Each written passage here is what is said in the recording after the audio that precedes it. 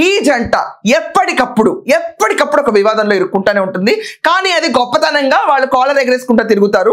ఈయన ఎమ్మెల్సీకి రాజీనామా చేసి వైసీపీ పార్టీతో నాకేం సంబంధం లేదంటాడు. నేను ఆ పార్టీలో మాత్రం మొత్తం వైసీపీ వాళ్ళే ఉన్నారు. ఇది ఎక్కడ రాజకీయం?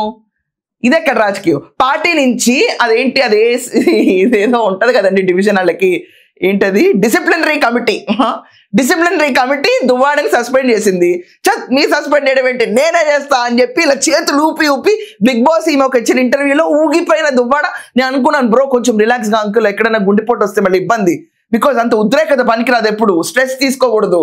సో అంత ఊగిపోతే చివరికి వైసీపీ వాళ్ళతో నిన్న పార్టీలో హాయిగా కూర్చుని అక్కడ ఎక్సైజ్ పర్మిషన్ లేకుండా లిక్కర్ పార్టీ, హుక్కా పార్టీ ఇన్ని జరుపుకున్నందుకు రాజారాజుని అరెస్ట్ చేశారు. మిగతా వాళ్ళు ఎవరిని అరెస్ట్ చేసినా పెద్ద న్యూస్ అయ్యిండేది కదా, ఒక చిన్న స్లిప్పర్ న్యూస్ అయ్యిండేది. కానీ ఈ దివ్వాడ మాధురి, దివ్వెల మాధురి ఆమె పెట్టేసుకుంటుందండి ఇంటి పేర్లు, మనకు అనవసరం. ఆ దువ్వాడ శ్రీనివాస్, వీళ్ళిద్దరు చేసిన రచ్చ మామూలుగా ఉండదు. తిరుమలకి వెళ్ళారంటే రచ్చ, బిగ్ బాస్కి వెళ్ళారంటే రచ్చ, దాని నుంచి బయటకు వచ్చారంటే రచ్చ, దాంట్లో ఊళ్ళలో తిరిగారంటే రచ్చ, పార్టీలకు వెళ్ళారంటే ఇలా రచ్చ.